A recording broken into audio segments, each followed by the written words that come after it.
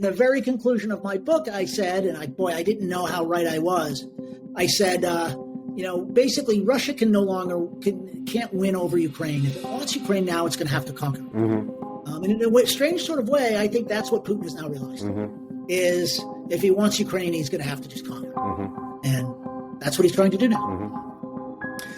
But winning the hearts and minds of Ukrainians is no longer in the cards. Yeah, so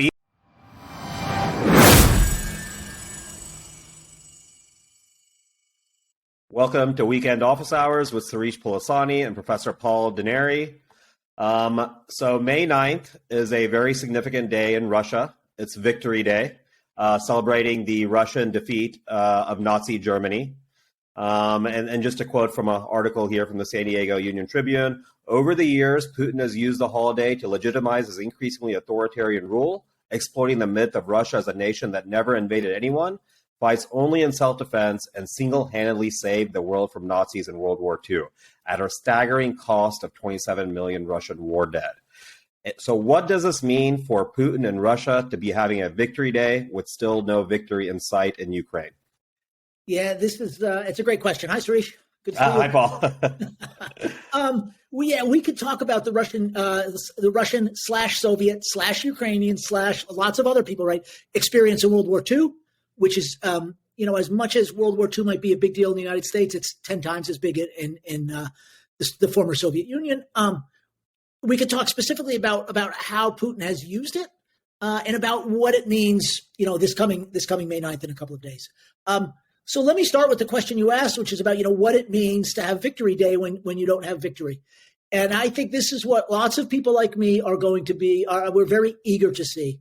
From what we can tell, the original plan when they invaded in February was that there was going to be a big victory parade, not only the one they do in Moscow every year, that's gotten bigger and bigger over time under Putin, but that they would also do one down this street called Khreshchatyk, the main boulevard in Kiev, and it was going to be his big deal they take in Kiev. And from what we know, a lot of the soldiers in that first wave of the Russian invasion back in February had packed dress uniforms because they thought they were going to be in a victory parade. So what's going to happen now? Well, he doesn't have too much of a victory to declare, although they've taken a big chunk of territory, especially along the Black Sea coast. I think what we're waiting to watch is, does he declare victory? Which in a way would be a good thing, because if he declares victory, it's a sign that maybe he's not looking to escalate further, and he's looking to say, the old line is declare victory and go home. So that in a strange way would be a good sign.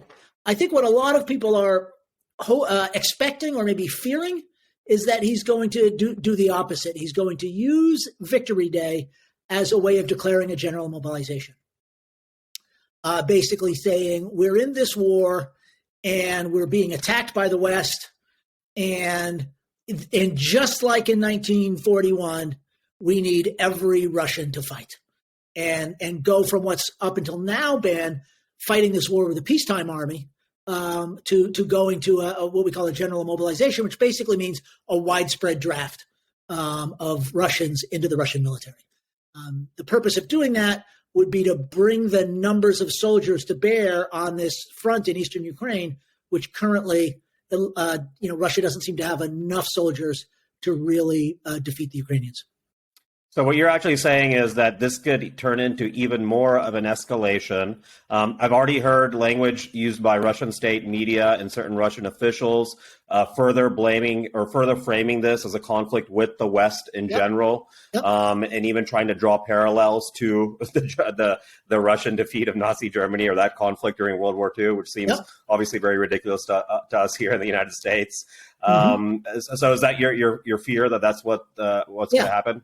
Yeah, I think, Victory Day is not, Putin has made such a big deal of Victory Day that if he was going to do something significant, this would be a huge opportunity to do it, because whether he wants to declare victory and go home or whether he wants to escalate, this is the perfect framing device for him. So again, it's why we're expecting to see something. Now, to be fair, he sometimes plays his cards pretty close to the chest.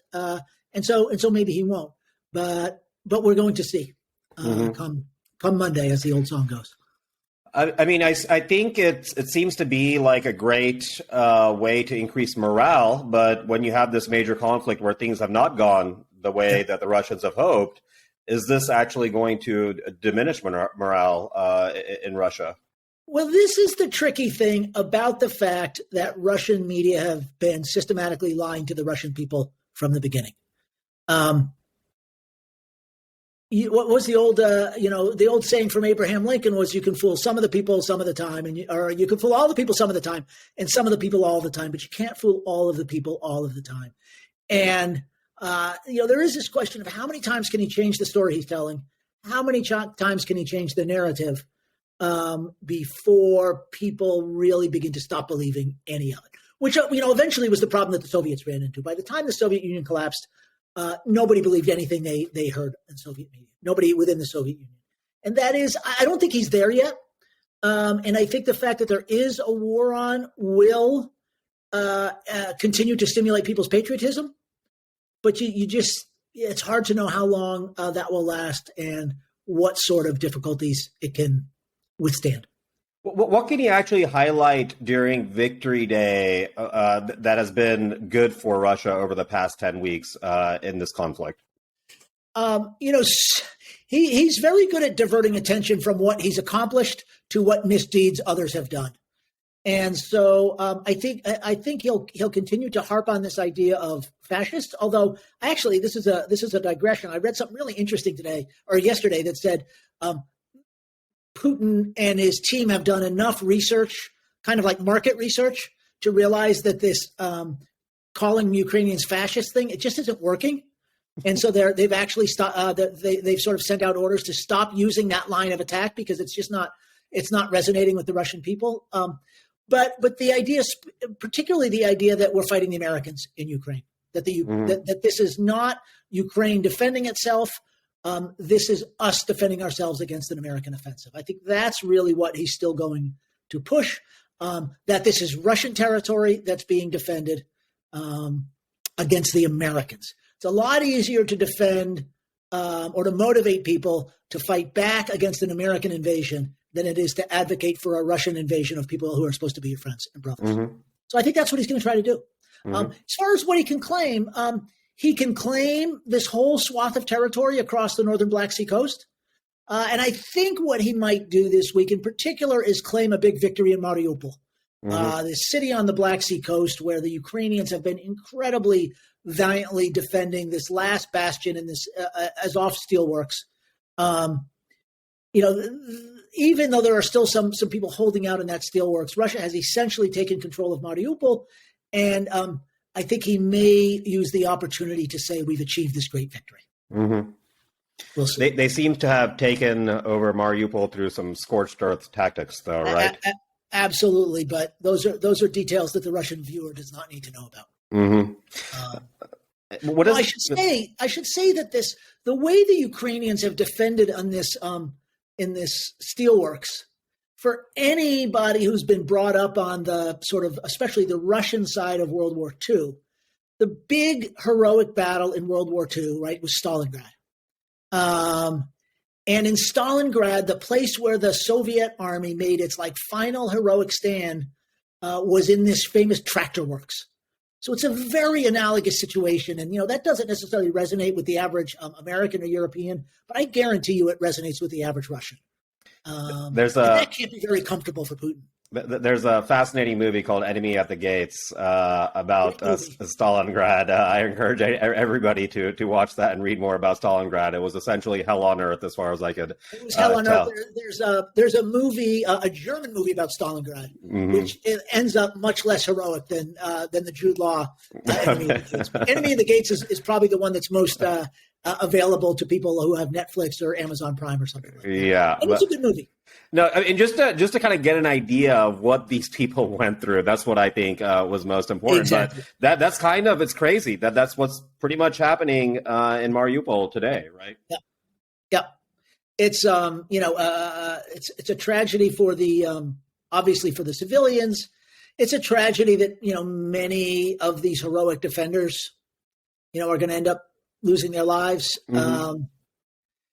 But it's certainly not a good story for Putin, other than the fact that it looks like in the end the Russians are going to prevail.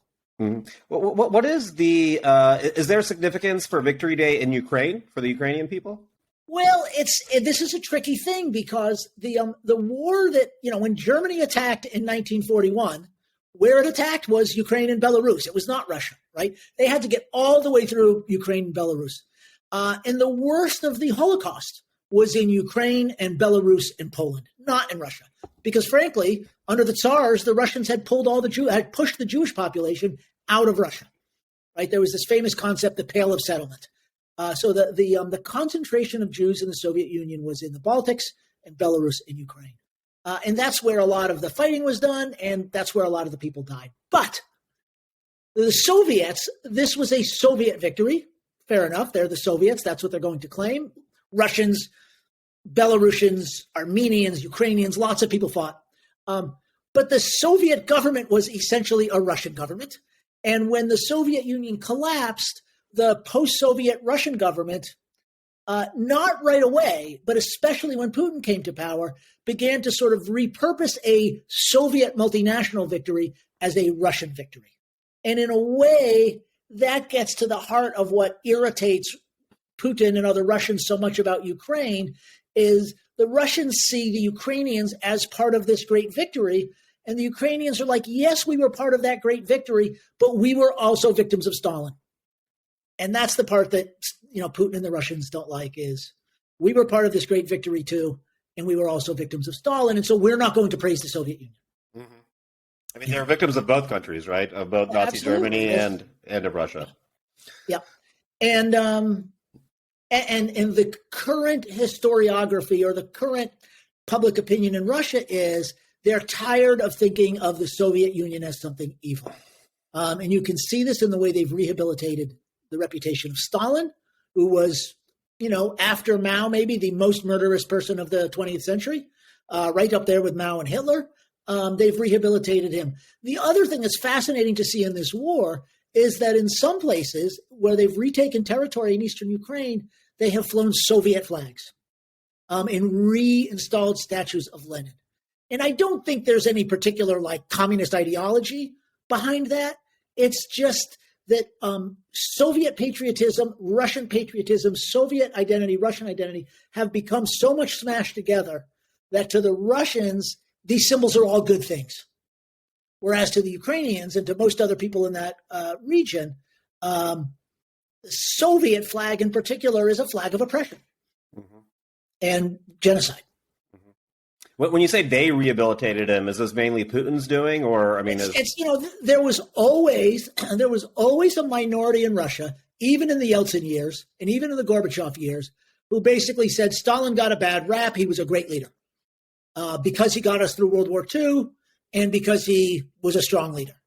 That view was very out of vogue in the late 1980s and through the 1990s, but since then, Putin has sort of gradually sort of overseen a situation in which we sort of didn't criticize him so much, or we said, well, he did some bad things, but he did some good things, and slowly but surely they've talked less and less and less about the bad things and more just whitewash that whole era of history. Let's talk about that for a moment, because we're also going to get into the significance of Victory Day in this context. So yeah. Russia, or the Soviet USSR essentially at that point, or I guess it was just Russia at that point, they took the brunt of World War II, right? Is that safe to say? As far as it's safe to say that the Soviet Union did. Yeah, okay. But again, within the Soviet Union, it was the Western territories that got the worst of it. Mm-hmm. So I don't want to diminish in any way how much people in Russia suffered in World War II, although, of course, the vast majority of Russia's territory was never conquered by the Nazis, right? Mm-hmm. Most of the fighting was done in the western portion of Russia and in Belarus and in Ukraine and in the Baltic states. Was this Stalin's leadership skill? I mean, was there positives to his leadership ability during that time that helped Russia win the war, would you say, or USSR? Boy, oh boy, you're asking probably the wrong person if you want to say something nice about Stalin. Here's what I'll say about Stalin. Stalin in the 1930s, so it's a weird thing because Stalin's worst excesses might have had some payoff in World War II. And what I mean by this is Stalin said roughly around the time of 1927, 28, I don't remember the exact year, he said, we have to industrialize rapidly. He said, we're 50 years behind the West. We've got 10 years to make it up or they crush us. So he embarked on this crash industrialization program. He was very fond of the gigantic Ford works in Dearborn, Michigan, and this kind of enormous mega factory, the kind of thing you see in Azovstal. So was Hitler, right? So was Hitler. That was kind of the zenith of industrial prowess at that time, was scale, industrial scale.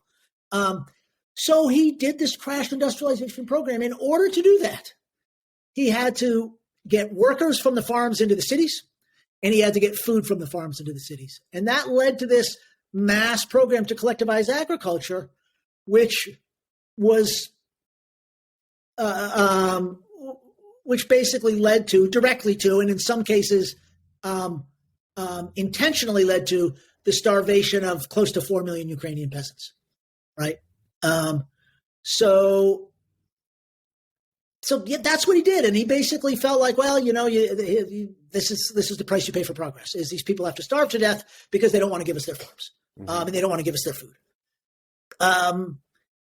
It is the case that when World War II started, the Soviets had some capacity to resupply their losses in terms of building tanks and aircraft and so on that the Germans didn't have. It's equally the case that one of the reasons why the Soviets had so much war material to fight the Germans is because the United States was shipping it to them through Lend-Lease.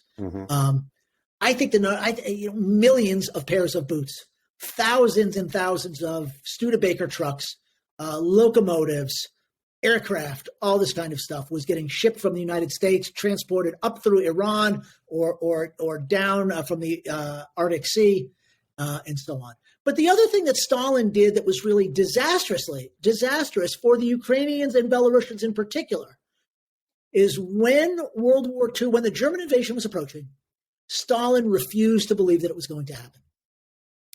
And part of this was just wishful thinking on his part, but he also had this idea that if he did something to get ready for this attack, it would give Hitler the provocation he was looking for.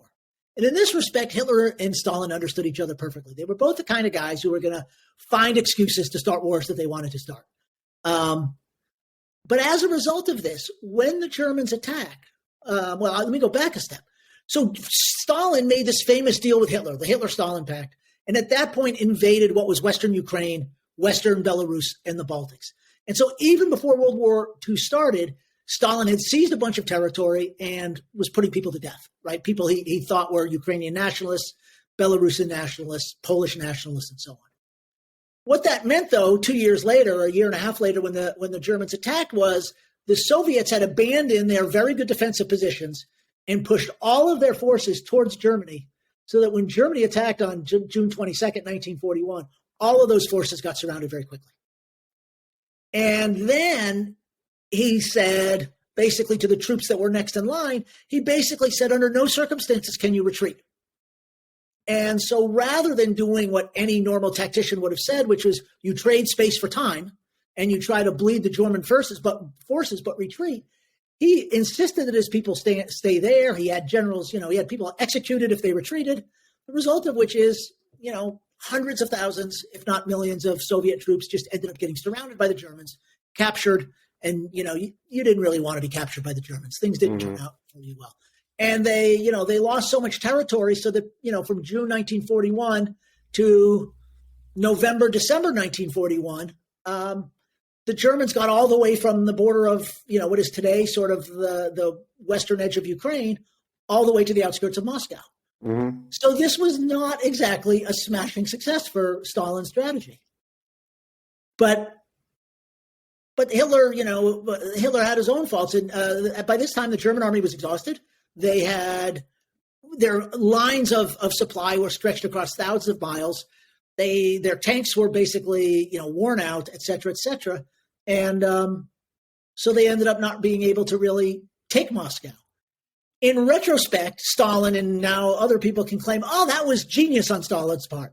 And it's basically like, trying to think of a good example, It's like a soccer game when a team scores an own goal and someone on the other team says, "Yeah, I planned that." Yeah.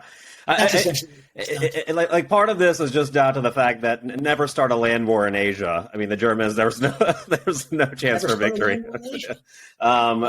Their defeat might have happened regardless, but at the same time, some great tragedies did take place during that time. I guess the most famous defeat before that was Napoleon, right? He had the same issues when he invaded. Same issue. You know, in Tolstoy in War and Peace, talking about the Napoleonic invasion, he has this famous Russian general Kutuzov saying, "Space and time, space and time." Mm-hmm. He says it over and over again. The point being, you don't need to defeat invaders of Russia. Mm-hmm. You just you need to rely on the fact that you have space and time. Mm-hmm. And so can we take it as a point that Stalin did not read War and Peace? You know, I'm not sure. He was a professional revolutionary from very early on. You know, he was in seminary when he was a kid. Yeah. Was, I think, pretty violently treated both by his family and in the seminary.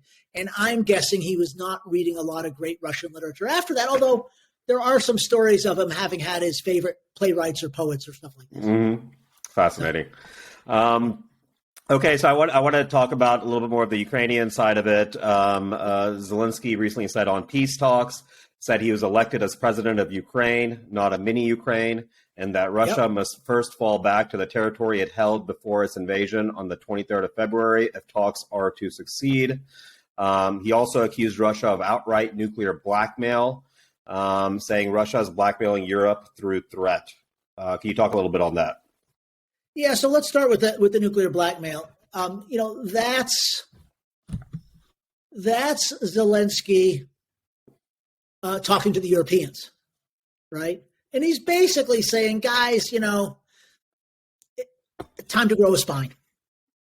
That's essentially what he's saying. And that's been his position on Europe since the beginning, which is thank you for everything you're doing, but it's not enough. Okay. And so again, he's trying to stress to the Europeans basically how dangerous Putin is and the point that, yes, you are giving us weapons, but we are doing the fighting, and we're not just fighting for us, we're fighting for you, because if he finishes us off, he's coming for you next. What more specifically does he want at this point? I think he wants aircraft. I think he wants, you know, I'm not sure it's that he has some specific laundry list, and very famously, they gave this list to the Germans said, well, tell us what you want. And they gave them a list, and the Germans, you know, started crossing stuff off. Mm-hmm. They need more armored fighting vehicles, tanks and armored fighting vehicles. They need more artillery. They are going to need in the medium to long term as much ammunition for all these things as they can get. Mm-hmm. But one of the things they still are trying to get, especially if they want to take some of this territory back, if they want to go on the offensive, is they need aircraft. Because it's, you know, as the Russians have found, to try to take entrenched positions, even if you have armor, and even if you have a lot of artillery, to try to take them without a real combined arms operation, which is armor, artillery, infantry, and air support, is very, very difficult. Mm-hmm. So that's it. Now, I actually think. Oh, so go ahead. No, I was just going to ask. So there has been support from some Western nations and the United States with these aid packages and stuff like that. What is stopping them from just providing airplanes and stuff like that? Well, it's a mixture of economics and diplomatic maneuvering. So initially, I mean, part of it is who the weapons would come from and what their particular concerns are. So in order for the Ukrainian Air Force to fly jets effectively, they've got to be jets that they've already trained on, right? It takes a long time to learn a new jet. Although at this point, this war may go on long enough that it would be worth starting training people on some other stuff. But what it means is the old Soviet MiGs, which is what is in the Ukrainian Air Force. Who has old Soviet MiGs? It's basically the countries of Eastern Europe, right? Even when they joined NATO, they didn't just get rid of their old Soviet aircraft and buy NATO aircraft, because you're talking billions and billions of dollars. So Slovakia, for example, was going to transfer a bunch of aircraft but they were going to be flown from Slovakia to an air base in Germany, and then there. And I'm not sure exactly why they were going to fly them through Germany to do it. Part of it is everybody's trying to avoid being the one that gets sort of fingered for we're the ones that gave Ukraine the planes that are killing your guys. But there was another part of it. There was also a big plan that involved Polish aircraft. What the Slovaks wanted, and I think what the Polish wanted, is to say, we'll give our old Soviet MiGs to Ukraine, and then they'll be replaced with new American F-16s, which is a good deal for Poland and Slovakia. But of course, the United States just doesn't have tons of spare fighter aircraft laying around. Don't they have all these old planes? I mean, like they have this whole new F-35. I mean, what happens to the more obsolete American aircraft here? Well, so here's the thing. This is actually what's happening now in this war actually gets deeply into the American military procurement system. Because what we tend to do is build platforms, things like, okay, we're going to have F-16s. The cost overruns are ridiculous. And the way we usually address the cost overruns is by buying fewer of them than we originally planned. Mm-hmm. Right? And the idea being is we try to keep the assembly line open, and we do that by selling them all over the world. And the theory is, and if we get in a war, then we've got the assembly line and we can ramp up production very quickly. Mm-hmm. The same thing is true, for example, of these Javelin missiles, right? Turns out we do not have an inexhaustible supply of these things in our inventory. So you're going to ramp up the production line. That's all well and good, except when it comes right after a pandemic, and in the middle of a global supply chain crisis. And guess what? The folks who make the Javelin say, yeah, we can ramp up the assembly line, but there's some parts we just can't get. The Stinger, which is a missile that the United States stopped producing something like 20 or 30 years ago. It's like, well, we can start producing that again, but some of the components stopped being made years ago. So we actually have to redesign the thing before we can start building it again. Mm-hmm. So in the big sense, we have not built up enormous stockpiles because we always kind of had the sense that we would build into a war over time. Mm-hmm. And to be honest with you, I don't think it ever made a bit of sense in terms of military strategy or preparedness. It makes a ton of sense in terms of the economics and lobbying of procurements. That makes sense, what you just said there. Okay, so it seems like a very complicated situation where, yeah, I totally understand how certain countries cannot be seen, overtly giving weapons to Ukraine. So both Ukraine and these countries are in a pretty precarious situation. But let me just say, one of the things we've seen over the last, it happens week by week, actually, is that different Western countries seem to be becoming a bit more willing to draw lines in different places than they did the week before about what they're willing to give Ukraine. Mm-hmm. And so I think that's one, to get back to Zelensky. I think he realizes, right, that there's still some movement. For example, after Bucha, after these atrocities were discovered in Bucha, there were more people in more countries of the West saying, yeah, we got to arm Ukraine. So how fearful are Western leaders like in Germany and France of Putin, of this nuclear threat, essentially? Like how fearful, do they really see this as a possibility, as something that's holding them back from giving more full-on support?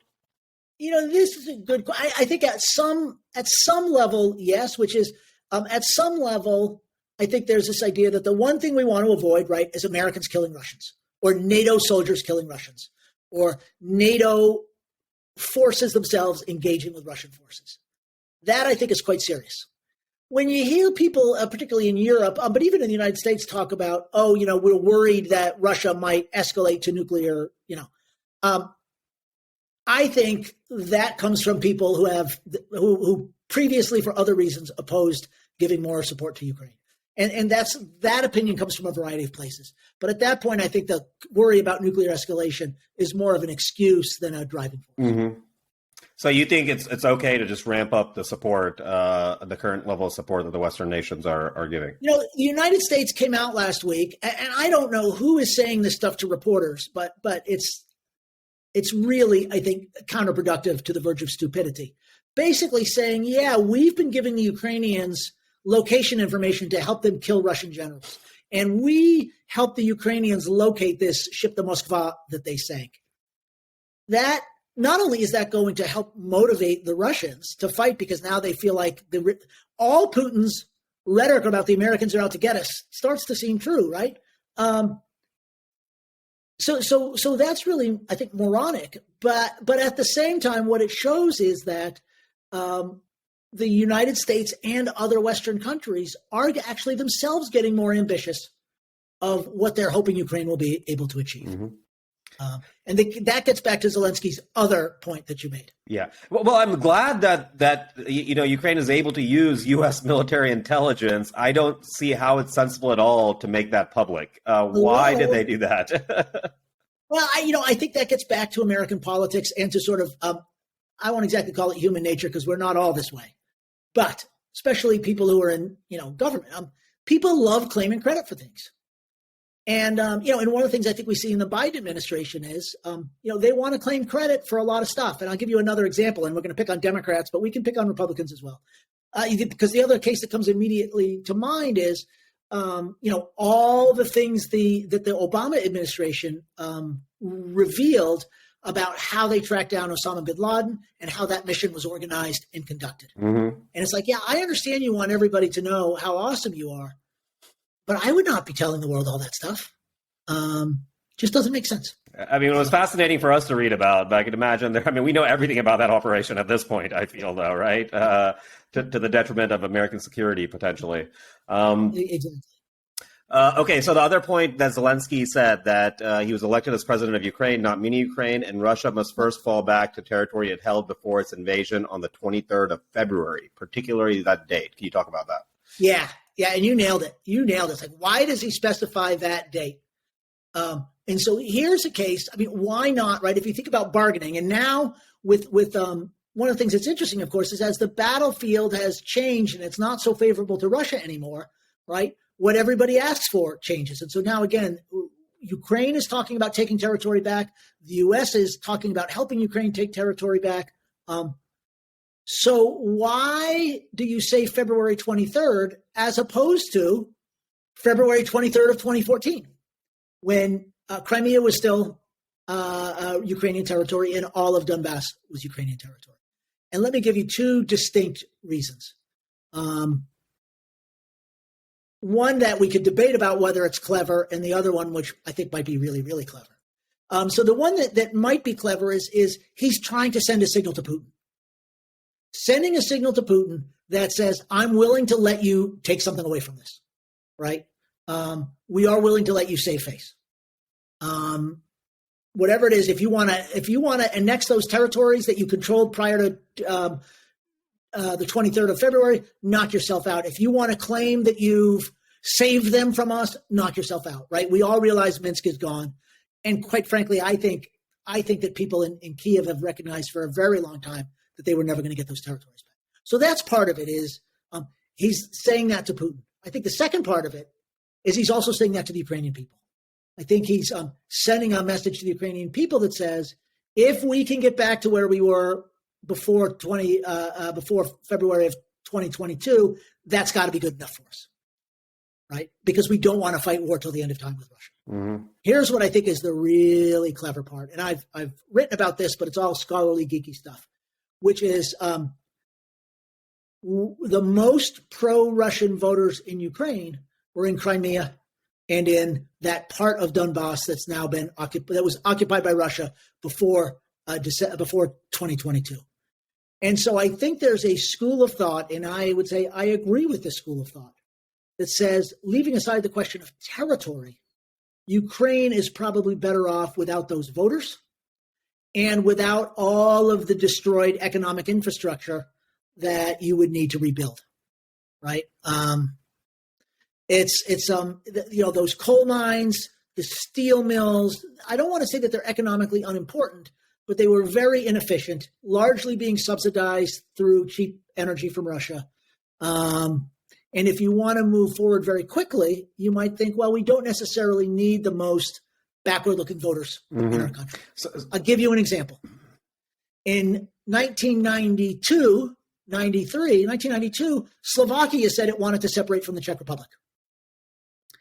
And the guy who was the president of the Czech Republic at the time, Václav Havel, great playwright and dissident, become president, said, oh, don't. Please stop. No. He raised a reasonable amount of objection, but didn't really do too much to stop it. It was called the Velvet Divorce. Mm-hmm. what did that mean? It meant that the most kind of old-fashioned industrialized part of Czechoslovakia, the part with the most sort of politically backward-looking population in Czechoslovakia, and so on, they separated. And then what was left, the Czech Republic, very quickly went forward, joined the European Union, joined NATO, became a very modern European country. Slovakia actually now in many respects is caught up, but basically Slovakia sort of really went down that road 10 years later because they just wanted to do it more slowly. So I remember saying this to my friends in Ukraine way back in the 1990s, and as they should have, they said, basically, stop, it's easy for you to give our territory away. These are the borders of Ukraine, and these must be the borders of Ukraine. And I think a lot of Ukrainians still feel that. But you're saying Zelensky might actually view this as not really a concession, whereas Putin is actually viewing it as a concession. I think he might view it as making lemonade from lemons. Okay. The way I argue, just to give you one more example, right? If you were the Democrats in the United States, right? Would you mind giving away Texas?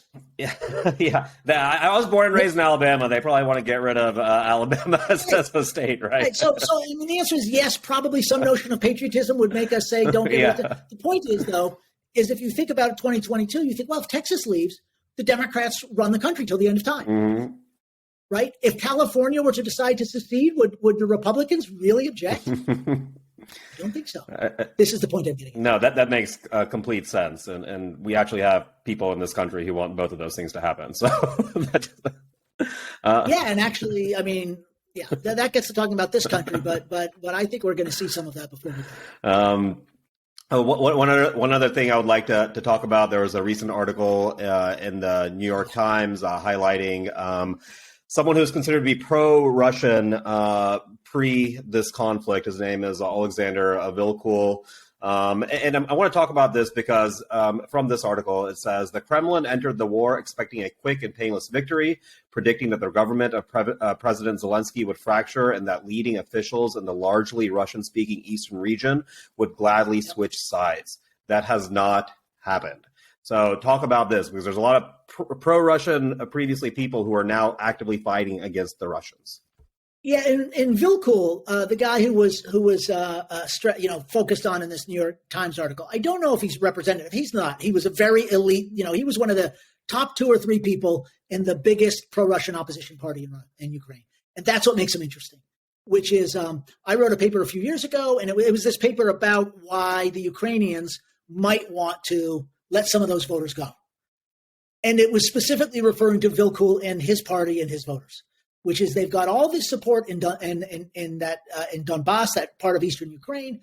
They're pro-Russian, and so it just makes it. They're the ones that make it possible to, or at least did when they were still all in the electorate, to make it possible to elect somebody like Viktor Yanukovych, the pro-Russian president who was in office before 2014. But I said, let's be careful about what we mean by pro-Russian, and this even applies to Yanukovych. Yanukovych lives in Russia now after he got kicked out of Ukraine. But he was willing to sign, he was intending to sign an association agreement with the European Union. Pro-Russian in Ukraine generally did not mean we want to sell the country out to the Russians. It meant we wanted both and.